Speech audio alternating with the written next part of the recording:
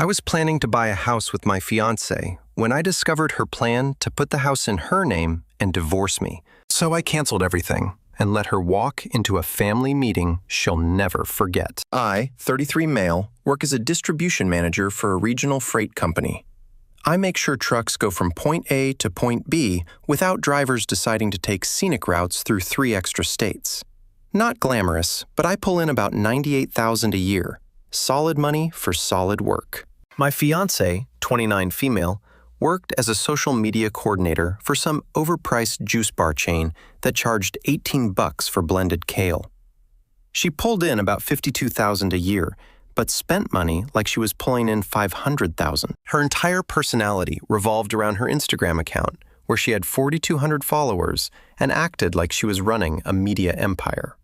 Daily outfit posts with captions like "Casual Tuesday vibes" when she'd clearly spent 2 hours getting ready. Food photos with paragraphs about manifesting abundance. Selfies with inspirational quotes she definitely stole from other people.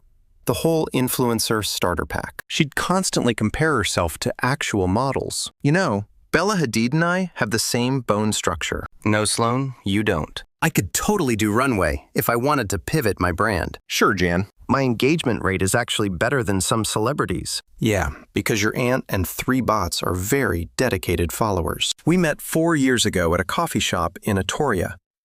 I was working on my laptop during lunch when she walked up to my table and asked if the seat across from me was taken. The place was packed. I said no. She sat down, smiled, and within 5 minutes we were talking about everything. She was charming, funny. She had this energy that made boring days feel less boring. And when she told me about her content creator dreams, I didn't laugh. I helped her set up her YouTube channel, taught her basic video editing, gave feedback on captions, supported the whole influencer thing because I thought if it made her happy, why not? Year 1 was good. We clicked. She met my family. I met her. Year 2 was when the Instagram obsession went from hobby to full-blown lifestyle. She started calling herself a content creator, began pitching brands for sponsorships, got rejected by literally every single one, but kept trying. Her YouTube channel got maybe 40 views per video, half of which were probably her watching it herself to check the editing. Year 3, I made excuses, told myself, everyone has their thing. Some people collect stamps. Some people take 50 photos of their coffee. I kept supporting her, kept being her personal photographer, kept pretending I didn't mind retaking couple photos 15 times until her jawline looked snatched enough. Year 4, I proposed. Not because I was wildly in love at that point, more because it felt like the next logical step. We'd been together long enough. We got along most of the time. Our families knew each other. Why not? I took her to the restaurant where we'd had our first real date, got down on one knee during dessert. She cried, said yes. Immediately asked me to retake the ring photo because her nail polish was chipped in the first one. She posted about the engagement for a solid week. Different angles of the ring, close-ups with flowers, her hand on my chest so you could see both the ring and my face. Captions about finding her soulmate and manifesting true love. Her follower count jumped to 4,600. She was thrilled. Then came the house talk. We were both throwing money away on RentMe in a decent 1-bedroom in Forest Hills. Her in a studio with a roommate who she constantly complained about. Combining our incomes meant we could afford something real, an actual house, build equity, do the adult thing. I'd been saving for 6 years. Had about $85,000 set aside. Sloan had maybe $12,000. We looked at places in Queens. Found a 3-bedroom ranch in Bayside that needed some cosmetic work, but had good bones. Listed at $470,000. The plan was simple. Pull our money, put both names on the deed, split everything equally, even though I was dropping way more cash. Whatever. We were getting married anyway. What's mine is yours, right? We made an offer. They accepted. We scheduled the closing for 2 months out. Sloan lost her mind with excitement, posted about it constantly.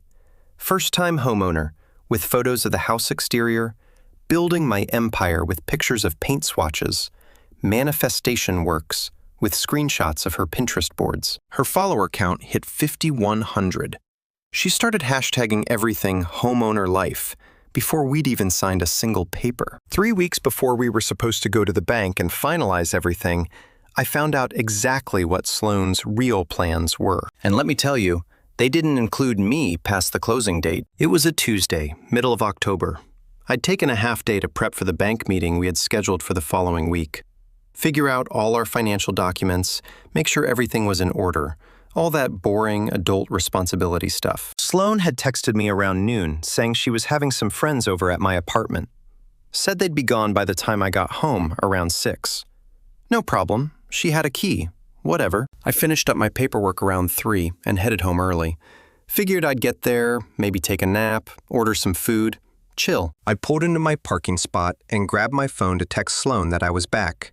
That's when I heard voices coming from my apartment. My window was open, and the parking lot was right below. I was about to get out of my truck when I heard my name. I'm telling you, once that house is in my name, I'm done with him. I froze. Hand on the door handle. Engine still running. That was Sloane's voice. You're really doing it. Another voice. Probably her friend Taryn. They'd been tight since college. Heck yeah! I have been dealing with his boring personality for 4 years. 4 years of pretending I care about freight routes and logistics. Do you know how many times I've had to sit through dinner with his family while they talk about trucking? I want to die every time. Laughter, multiple voices. I turned off my truck, sat there, listened. But isn't his name going on the house too? Different voice. Maybe Alexis, another friend from her circle. Yeah, but my dad says there are ways around that after we get married. Especially if I can document that he's never home or that I contributed more. His lawyer friend said, I just need to wait until after the wedding, then file for divorce and take the house in the settlement. Clean and simple. My hands went numb on the steering wheel. That's ruthless, Taryn said, but she was laughing. It's strategic. Look, he makes decent money, but he's maxed out. Distribution manager, that's it. That's his ceiling. He's got zero ambition. Meanwhile, I'm building my brand. My following is growing. Once I'm a divorced homeowner in my late 20s posting about my glow-up, my engagement rate is going to explode.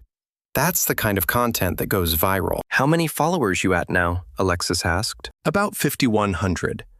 But once I post about leaving dead weight and living my truth, I'm predicting 10,000 easy. Maybe 15,000 if I play it right. Single woman homeowner thriving after divorce. That's literally content gold. More laughter. I just sat there. Couldn't move. Couldn't process. When are you planning to leave him? Taryn again. I'm thinking like 6 months after the wedding. Long enough that it doesn't look suspicious. Short enough that I'm still in my 20s when I'm back on the market. And here's the best part. I'm going to dump him publicly at some dinner or party with both our families there. Just announce it in front of everyone and watch him fall apart. Oh my God, that's evil. But Alexis was cackling. He's going to cry. You know how emotional he gets about everything. Remember when his childhood dog died? He was a mess for like a month. Imagine his face when I tell him I never loved him and only used him to get a house. The content practically writes itself. What if he fights you for the house? Taryn asked. With what? My dad's friend is a shark. Plus, I've been documenting everything.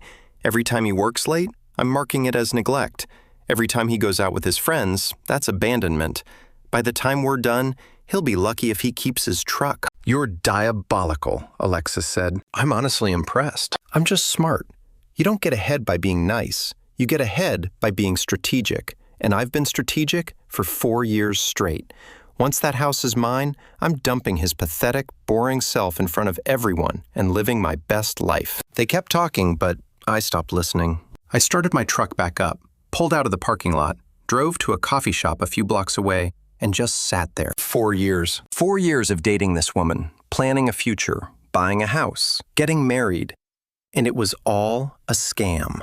A long con for real estate and Instagram followers. The thing is, I wasn't mad anymore because Sloane had made one critical error. She told her friends about the plan before she secured the house, which meant I knew everything, which meant I could act first. I pulled out my phone, texted Sloan. Running late. Won't be back until 6. Have fun with your friends. She responded immediately. Okay, babe. Love you. Just having girl talk. Girl talk, right? I sat in that parking lot for 2 hours making a plan. Then I drove home. The friends were gone. Sloan was in the kitchen, humming to herself, looking through paint samples on her phone. She kissed me when I walked in. Hey, how was your day? Fine. Boring paperwork. I'm so excited for the bank meeting. We're so close to being homeowners. Homeowners. Plural. Like she actually meant it. Listen, I said, I've been thinking. Maybe we should hold off on the house. Her face changed. What? Why? Just for a few months. Make sure we're really ready. It's a big commitment. We already made an offer. They accepted. We can't just back out. We can. We haven't signed anything final yet. We'd lose the earnest money, but that's only like $5,000 total. That's our money. We can't just throw it away. Better than rushing into something we're not ready for. Her eyes narrowed. Where is this coming from? Just cold feet about the timing. We can still do it. Just maybe wait until after the wedding. Make sure everything's solid. She stared at me. Is this about money? Because I told you I'd pay you back my half eventually. It's not about money. It's about making sure we're both on the same page. She crossed her arms. I'm on the same page. I thought you were too. I am. I just want to be careful. She wasn't happy, but she dropped it. We ate dinner in silence. She left around 9 to go back to her place. The next morning, I called the real estate agent. I need to back out of the offer. Are you sure? You'll lose your earnest money deposit. I'm sure. Send me the paperwork. What about your fiancée? She'll get the paperwork too. Tell her I made the call. All right. I'll process it today. Next, I called my mom. Can you set up a family dinner for Friday night?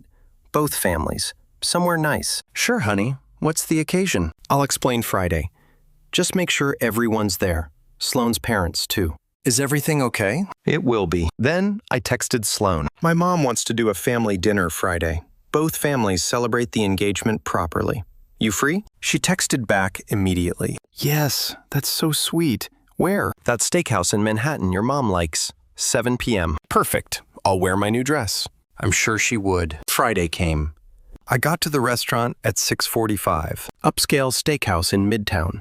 White tablecloths, mood lighting, $100 entrees. The kind of place you go for special occasions. My family arrived first.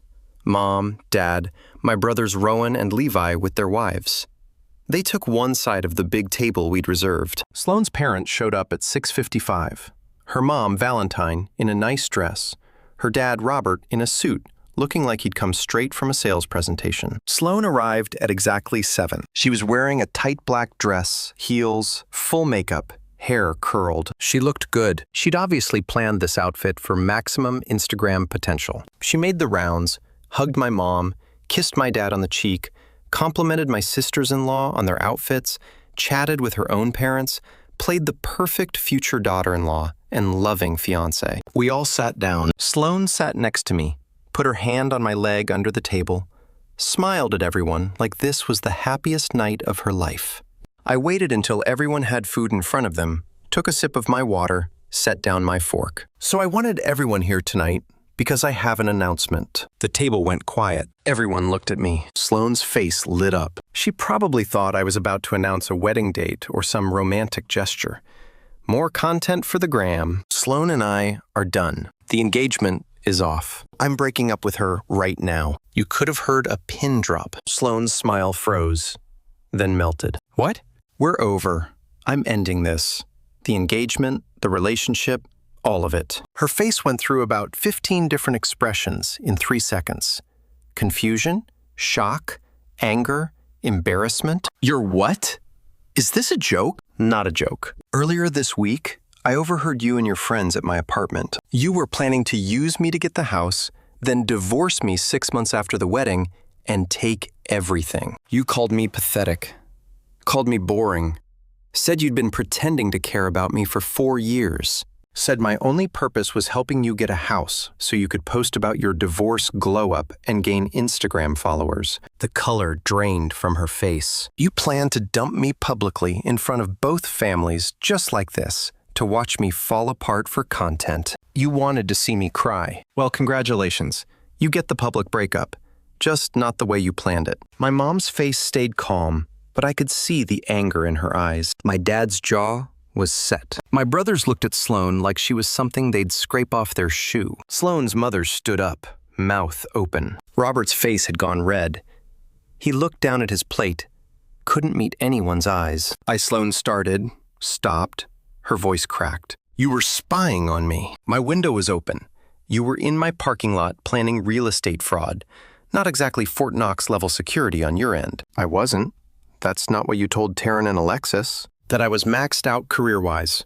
That I had zero ambition. That sitting through dinner with my family made you want to die. That once the house was in your name, you were done with my pathetic self. Those were your exact words. Robert closed his eyes, put his hand over his face. We're done. The engagement is over. I already backed out of the house. And you should probably leave. You're humiliating me, she whispered. In front of everyone. You were planning to do worse. I'm just saving myself the trouble of waiting 6 months. My brother Rowan crossed his arms. Unbelievable. Levi shook his head. Cold. My mom's voice was ice. I think you should go, Sloane. Valentine grabbed her purse, hands shaking. This is Robert. We're leaving. Robert stood up slowly. He looked at me once. His face was pure shame. Then he looked at Sloane with disappointment that could have filled the restaurant. Let's go. They left. Sloane's mom had her arm around Sloane's shoulders. Sloane was crying now, mascara definitely running, stumbling in her heels. Robert walked 3 steps behind them, shoulders hunched. The door closed behind them. The table stayed silent for a moment. My dad cleared his throat. Well, that was dramatic. Yeah. My mom picked up her fork. All right then. My brother Rowan leaned back in his chair. Dude, what the heck? You could have just broken up with her privately, his wife said. She was planning to do it publicly to me, to humiliate me for Instagram content. I just beat her to it. Levi whistled. That's cold. My mom squeezed my hand. You did the right thing. That girl would have destroyed you. I know. I drove home. I got back to my apartment around 11. There were 3 boxes of Sloane stuff in my living room.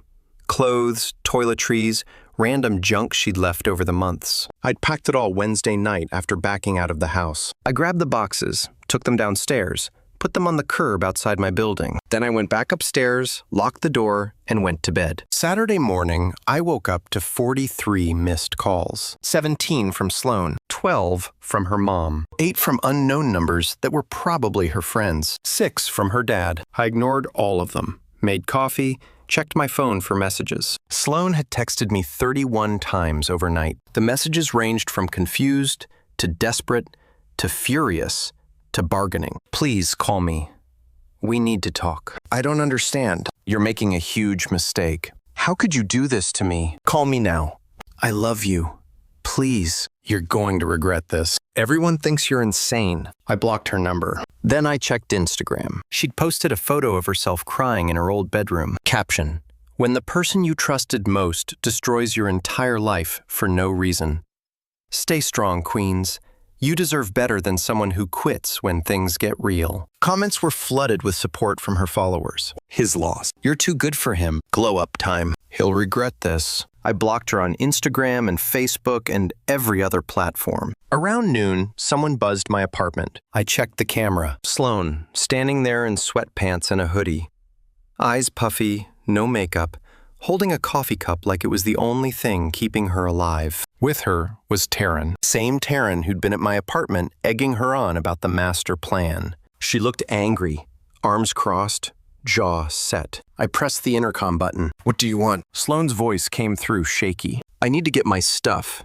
I know you threw my boxes outside. People took them and need what's left. Should have grabbed them when you had the chance. Taryn leaned into the intercom. Stop being a child and let her get her things. She has a right to her belongings. She had a right to her belongings when I put them outside in boxes. Not my fault if someone took free stuff off the curb. You can't just steal someone's property, Taryn said. I didn't steal anything. I removed her stuff from my apartment and made it available for pickup. She didn't pick it up. That's on her. Sloane's voice cracked. Please, I just want my things. Then I'll leave you alone. I promise. I stood there, looking at the monitor, thinking. Part of me wanted to tell them both to leave and never come back. But another part of me wanted to twist the knife a little deeper. Remind Sloane exactly who she tried to scam. Fine. 5 minutes. That's it. You take what's yours and you leave. I buzzed them up. They came to my door a minute later. I opened it, but stood in the doorway blocking entry. "Where's my stuff?" Sloan asked. "Whatever's left is in the closet by the bathroom. You've got 5 minutes. Touch nothing else." They walked in. Sloan went straight to the closet, started pulling out clothes, a pair of shoes, some makeup bag. Taryn stood in the living room, looking around like she was casing the place. "This is a nice apartment," Taryn said. "Must be tough knowing you're going to die alone in it." I ignored her.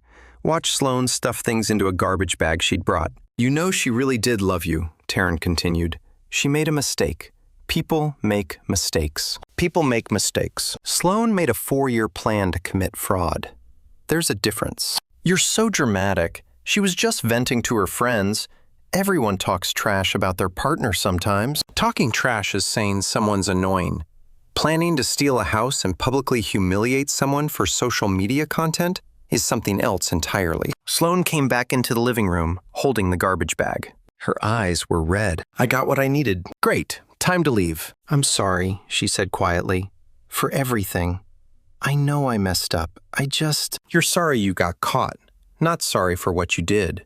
Big difference." Taryn stepped closer to me. "You know what? You're not some perfect victim here. You're a boring, bitter person who probably drove her to say those things. Maybe if you had any personality, she wouldn't have needed to plan an exit strategy." I looked at her. Really looked at her. "You're mad because you encouraged your friend to commit fraud and it blew up in both your faces. Now she's humiliated and you look like a terrible person for supporting her. That's what's actually happening here." "Whatever helps you sleep at night." "I sleep fine. How's Sloan sleeping? Knowing she threw away 4 years and a house because she couldn't keep her mouth shut." Sloan's face crumpled. Fresh tears. "That's low," Taryn said. "You know what's low? Planning to watch someone cry when you destroy their life. Planning to document it for Instagram engagement. That's low. I'm just stating facts." Sloan wiped her face. "You're really not going to forgive me." "Nope." "You're going to regret this. You're going to realize what you lost, and you're going to regret it." I already know what I lost. A manipulative liar with delusions of influence and grandeur. I'm at peace with that loss. Taryn grabbed Sloan's arm. "Come on, he's not worth it. Let's go." They headed for the door. Sloan stopped, turned around. "You think you're so smart. You think you won.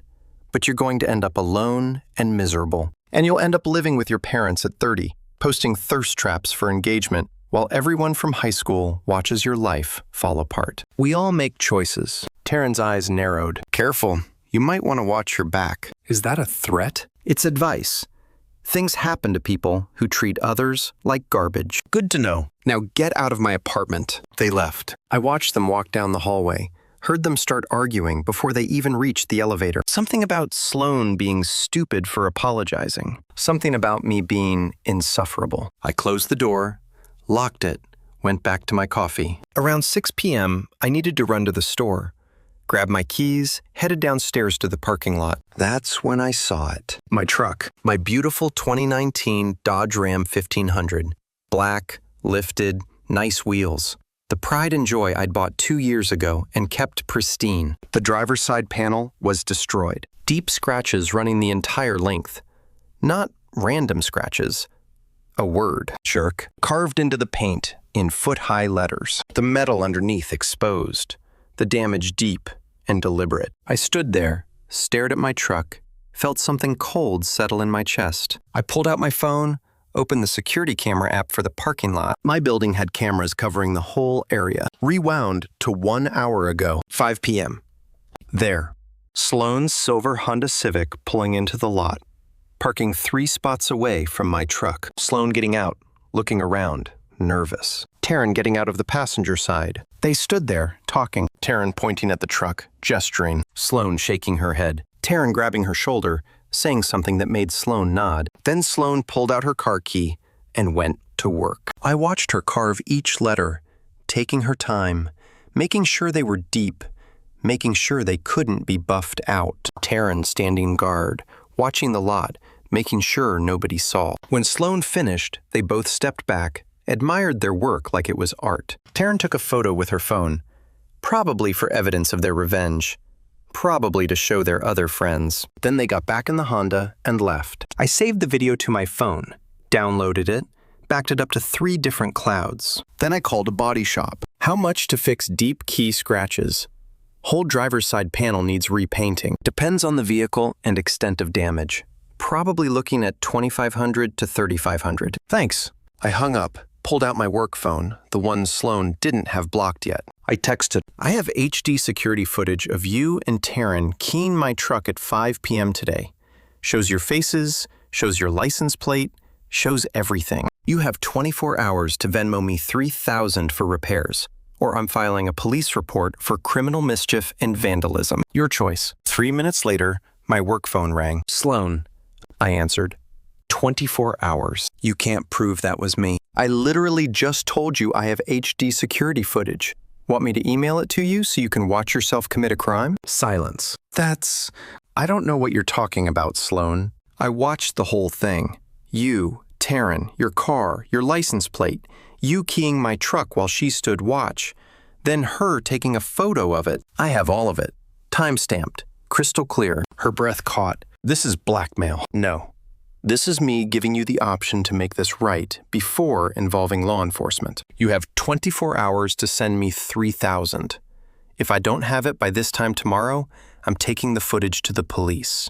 They'll charge you with criminal mischief, vandalism, maybe even conspiracy, since Taryn was clearly helping. You'll have a record. Good luck getting real influencer deals with a criminal record. I don't have $3,000. You should have thought of that before vandalizing my property. 24 hours, Sloan.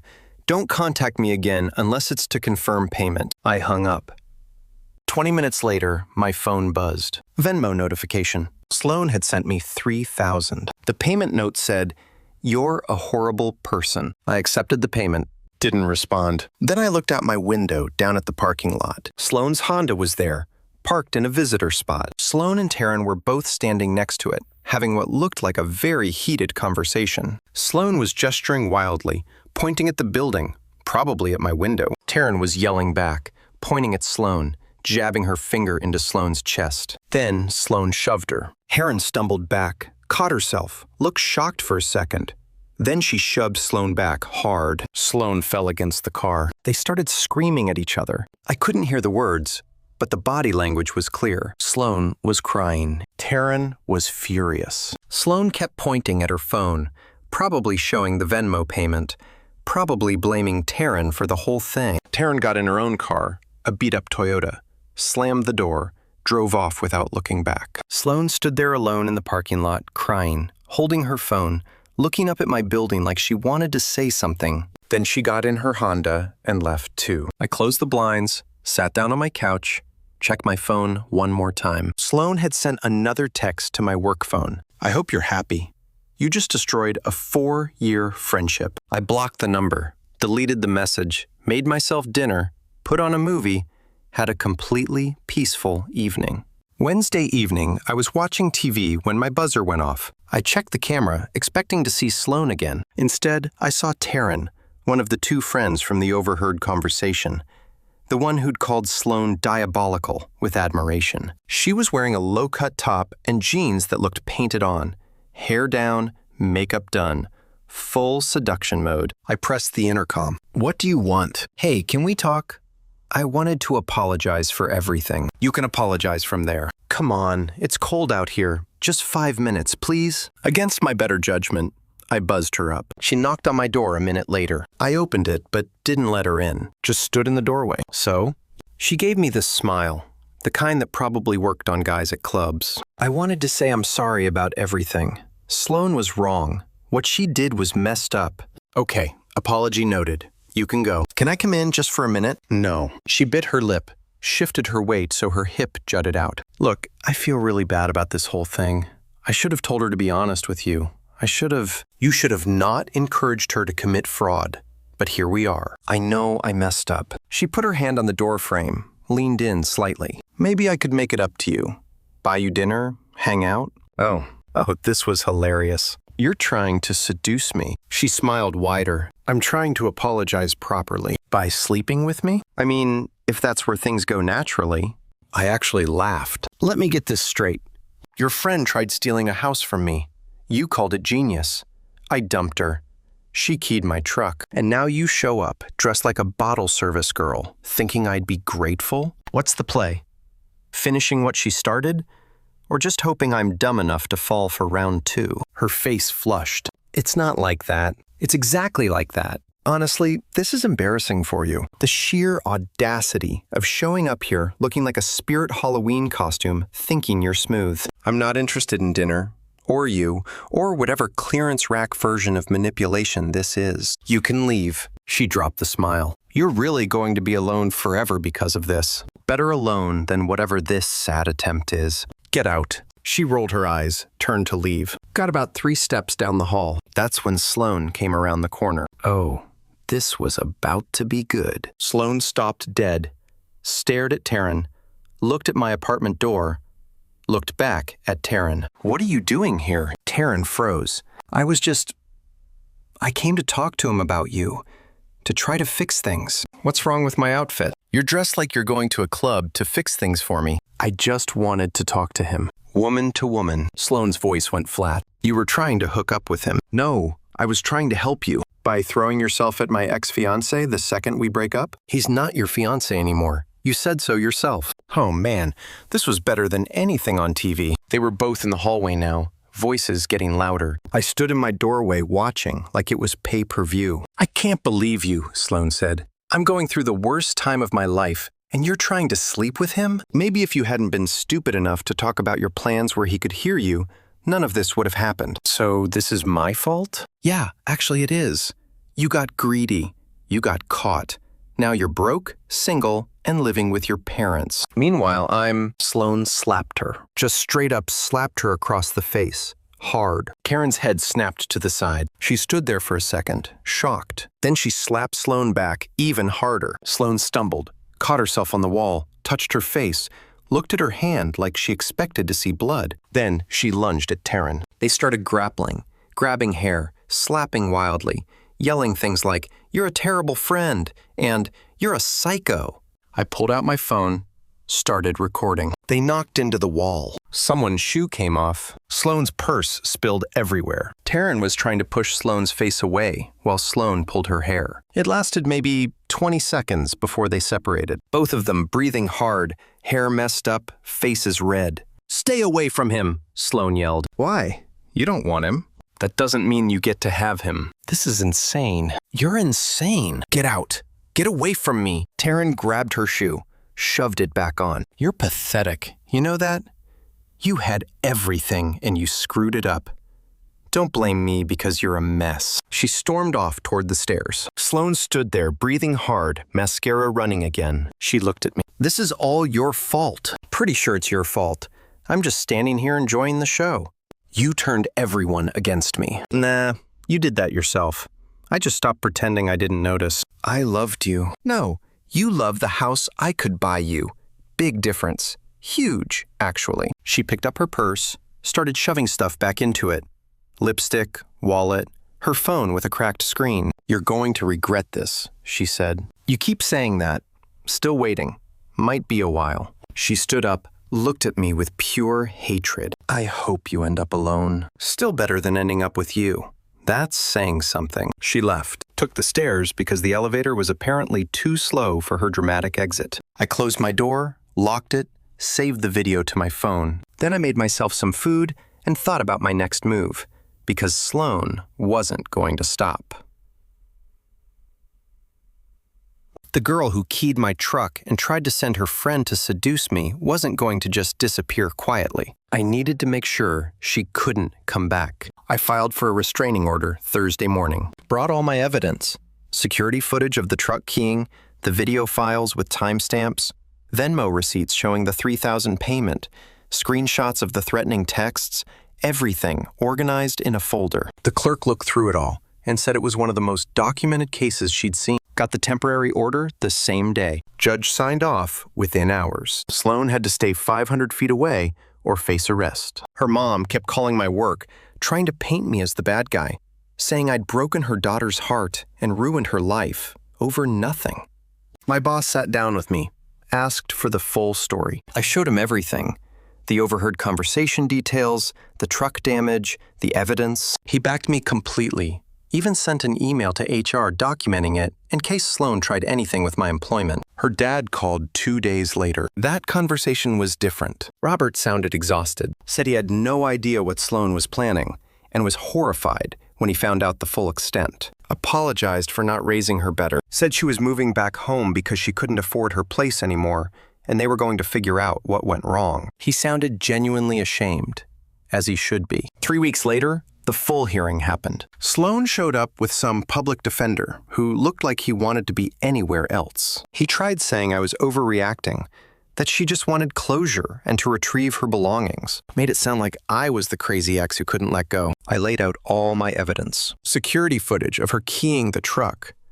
Time-stamped video showing both her and Taryn. The Venmo payment with her note calling me horrible. Screenshots of threatening messages. The judge's face got harder with each piece of evidence. Her lawyer tried to argue she was emotional and made poor choices after a traumatic breakup. The judge wasn't buying it. Asked Sloan directly if she'd damaged my property. She tried to deny it. The judge literally played the security footage on the courtroom screen. You could see her face clearly. She went silent. The judge called it criminal mischief, trespassing, and vandalism. Granted the restraining order for 2 years. Said if she violated it even once, she'd face immediate arrest and criminal charges. Sloan walked out of that courthouse looking like her world ended. After court, I checked her Instagram out of curiosity. The account was basically dead. She deleted most of her posts.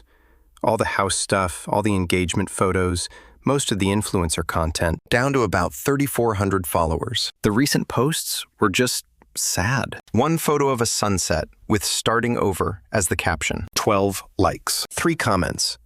All from relatives saying, "Stay strong, sweetie." The influencer dream was over. The house was gone. The relationship was done. And she had a restraining order on her record that would show up on background checks.